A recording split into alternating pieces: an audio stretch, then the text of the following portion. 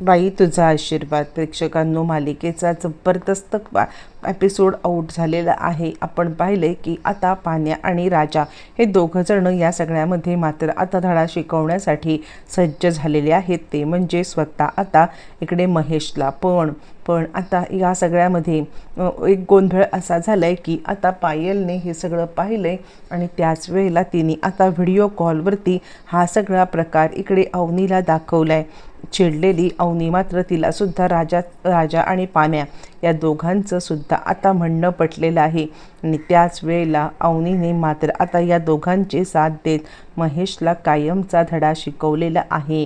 हो प्रेक्षकांनो, अवनीने महेशची बाजू न घेता पान्या आणि इकडे आता राजाची बाजू घेतली आणि फायनली दानगटांच्या सुनेचं कर्तव्य निभावले.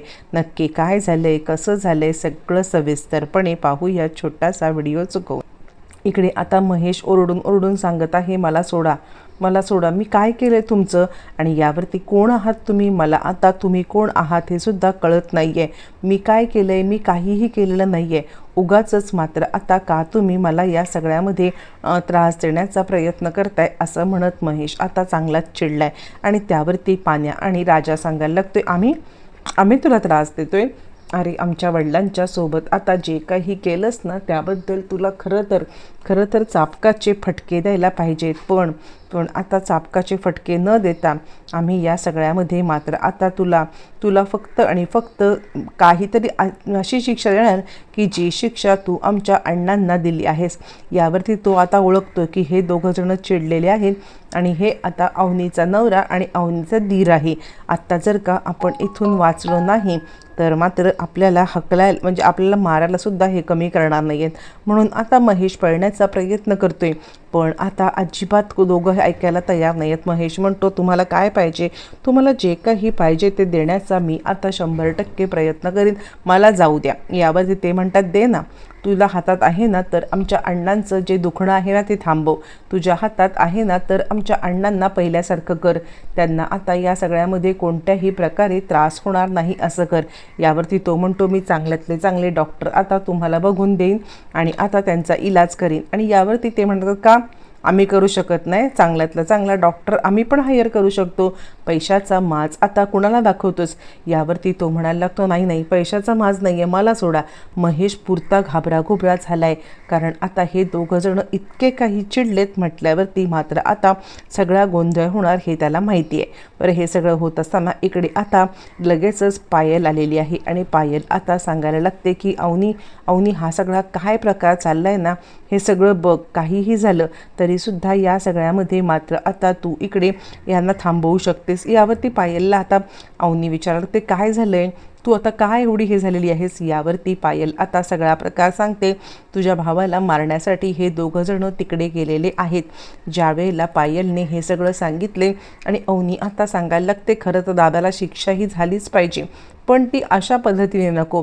या सगळ्यामध्ये मात्र आता पान्या आणि त्याचबरोबर राजासुद्धा अडकू शकतो आणि त्यामुळे अशा पद्धतीने मात्र आता इकडे शिक्षा व्हायला नको आहे असं म्हटल्यावरती मग आता लगेचच इकडे सांगायला लागते, ती म्हणजे लगेचच आता पायल, मी एक काम करू का, मी राजाला कॉल लावते, तू बोलशील राजाशी. यावरती ती म्हणते, हो लाव राजाला कॉल. आता मी त्याला सांगते की परत ये, जिथे आहेस जसा आहेस तसा तिथून परत ये, मी त्याला थांबवण्याचं काम करते, तू लाव बरं कॉल. असं म्हटल्यावरती मात्र आता इकडे पायल लगेचच कॉल लावते. ज्या वेळेला पायल आता कॉल लावते आणि त्याच वेळेला यशा आता सांगायला लागतो, हे तर माझ्या साईटवरती गेलेले आहेत. यशा म्हणजे राजाचा कॉल उचलला गेला आहे. राजाचा कॉल उचलला गेल्यावरती यशाने आता पाहिलेलं आहे आणि यशा आता सांगायला लागतो, हे काय, हे तर माझ्या साईटवरती गेलेले आहेत आणि तिकडे ते काय करतायत. आणि त्यावरती मात्र आता इकडे सांगायला लागते, ती म्हणजे नमी. अय्या, हे तर तोच आहे ना, हा तुझा भाऊ, त्या दिवशी पाहिलं होतं मी त्याला. अगं ह्याला आज काही याच्या जीवाचं खरं नाही आहे, म्हणजे त्याला तर शिक्षा मिळायलाच पाहिजे. पण त्याला शिक्षा मिळण्याच्या ऐवजी या दोघांना जर का आता शिक्षा मिळाली तर नाही अवनी, अगं थांबव यांना. यशासुद्धा व्हिडिओ कॉलवरती ते सगळं पाहतोय आणि आता थांबवण्यासाठी मात्र आता अवनीला सांगत आहे. अवनी आता इकडून ओढत आहे, काय चाललंय तुमचं, काय चाललंय तुमचं, थांबवा थांबवा असं म्हणत असताना मात्र आता धोंडी तात्यासुद्धा इकडे थांबवण्याचा प्रयत्न करत आहेत. व्हिडिओ कॉलवरती सगळं आता दिसतंय. तोपर्यंत राजाने मात्र आता सुरा काढलाय. सुरा काढल्यावरती मात्र आता अवनी घाबरली. राजा राजा थांब, राजा थांब, राजा थांब असं म्हणत ती आता राजाला आवाज देते आहे. पण आता राजा काही ऐकायला तयार नाही आहे. धोंडी तात्यासुद्धा ओरडून सांगतायत, त्याने जी काही चूक केली ना ती चूक करू नकोस. आपण त्याला मोठ्या मनाने माफ केलंय. ती लोक मात्र तुझ्यावरती कंप्लेंट करायला कमी करणार नाही आहेत. थांब राजा थांब, राजा थांब असं म्हणत सगळेजण राजाला मात्र आता थांबवत आहेत. राजा ऐकायला तयार नाही आहे. अवनी जोरात ओरडते, राजा तुला शपथ आहे माझी. आता अवनीने स्वतः शपथ घातल्यावरती राजाची मात्र आता बोलती पूर्ण बंद झालेली आहे. राजा आता काहीच बोलत नाही आहे आणि तो सांगायला लागतो, आज तुझ्या बहिणीच्यामुळे, आज तुझ्या बहिणीच्यामुळे आता तू वाचलायस. यावरती अवनी सांगते, नाही राजा वाचलेला नाही आहे. तू एक काम कर, तू याला ताबडतोब इकडे घेऊन ये असं म्हटल्यावरती मात्र आता लगेचच राजा इकडे सांगायला लागतो, काय बोलताय तुम्ही. यावरती मात्र आता यशाला सांगायला लागतो, अवनी अगं जाऊ दे ना, सोडून दे. हे भांडण आता इकडे मिटवून टाक. आपण उगाचच हे भांडण वाढवूया नको असं म्हटल्यावरती अवनी म्हणते, नाही यशादा, पाण्या आणि राजा या दोघांचं सुद्धा आता बरोबर आहे. काहीही झालं तरीसुद्धा हे दोघं जण मात्र आता आपल्या वडिलांचा बदला घ्यायला गेलेत आणि ह्या बदला व्हायलाच पाहिजे. एक काम कर राजा आणि पाम्या, त्याला घेऊन माझ्या समोर या. यावरती मात्र आता राजा सांगायला लागतो, बरोबर आहे, बरोबर आहे. अवनी मॅडम जे काही बोलतायत ना याला आता शिक्षा देण्याचा खरा तर अधिकार त्यांनाच आहे. कारण आपले हे जितके दोषी आहेत ना त्यापेक्षा जास्त दोषी अवनी मॅडमचे आहेत. त्यांच्या शिक्षणापासून त्यांच्या आता लग्नापर्यंतचे सगळे निर्णय हे घेणार. आणि आता अवनी मॅडमना या सगळ्यामध्ये कसलं स्वातंत्र्य नाही आहे. आणि म्हणूनच आता यांना घेऊन आम्ही तिकडे येतोय.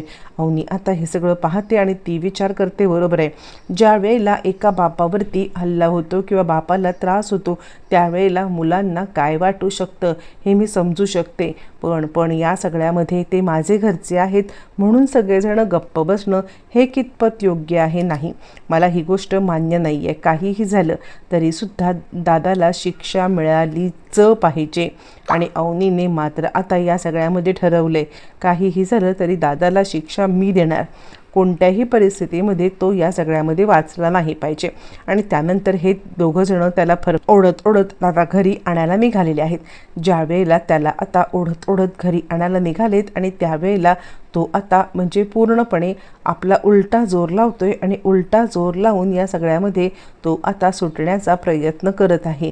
पण त्याच वेळेला मात्र आता राजा सांगतोय, निमूटपणे जर का आमच्यासोबत आलास ना तर ठीक आहे, पण जर का आढेवेढे घेतलेस, उगाचच आरडाओरडा केल्यास तर मात्र गाठ आमच्याशी आहे.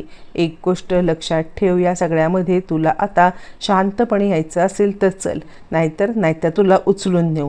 मात्र आता त्याच्याकडे कोणताही पर्याय नाही आहे. आता या लोकांचं म्हणणं ऐकण्यापलीकडे त्याला आता काहीच करता येत नाही. आणि आता त्याला जास्त राग आलाय तो म्हणजे अवनीचा. यांना तर ठीक आहे, यांच्या बापाचा बदला घ्यायचा आहे, पण अवनी या सगळ्यामध्ये तिला आता भावाच्या बद्दल काही पडलेलंच नाही आहे. आता इकडे त्याच्याकडे पर्याय नाही आहे. हे सगळेजण धावत पळत त्याला आता धरतात आणि धरून ओढत नेत आहेत ते म्हणजे घरी.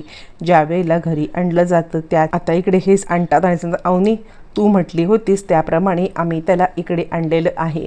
काय करायचं, ह्याचं कसं करायचं हे तू बघ आता असं म्हटल्यावरती महेश आता सांगायला लागतो, अगं बहीण आहेस ना, बहीण आहेस की वैरीण आहेस, मला आता इकडे आणायला सांगितलंस. यावरती अवनी म्हणते, हाच प्रश्न मी तुला विचारू शकत होते ना की बहीण होते ना मी, मग मला आता सपोर्ट करण्याच्या ऐवजी माझं आयुष्य बर्बाद करायला निघाला ते काही नाही आहे. एखाद्याच्या वडिलांना ज्या वेळेला त्रास होतो ना तेव्हा काय होतं हे आता ज्याचं त्याला कळलंच पाहिजे. आणि आता मी पाण्या आणि राजा दोघांनाही काही बोलणार नाही आहे. कारण या सगळ्यामध्ये जे काही झालंय ना ते तू केलंयस. अवस्था बघितलीस त्यांची, अजूनही ते बरे झालेले नाही आहेत. त्यांना अजूनही त्रास होतोय, रात्रीच्या वेळेला झोप लागत नाही आहे, कुणामुळे घडले हे सगळं तुझ्यामुळे घडलेलं आहे असं म्हणत अवनी आता खूपच चिडलेली आहे आणि चिडून आता रागारागात तिने या सगळ्यामध्ये या दोघांना चांगलाच धडा शिकवायला सांगितलंय, ते म्हणजे स्वतः आता महेशला. आणि ती सांगते ते काही नाही आहे, बाबा गप्प बसले म्हणून, नाहीतर आता तुला या सगळ्यामध्ये जेलमध्ये पाठवायला कमी नसती केली. असं म्हणत अवनीने 3 तेरा वाजवलेत आणि महेशच्या थोबाडीत दिले. महेशला चांगली जन्माची अद्दल घडलेली आहे. अवनीचं हे जेस्चर बघून आता इकडे सगळेच जण भारावलेत. म्हणजे आपल्याच भावाला सासरच्या लोकांच्यासाठी तिने आता धडा शिकवला हे पाहून सगळ्यांना खूपच आनंद झालेला आहे.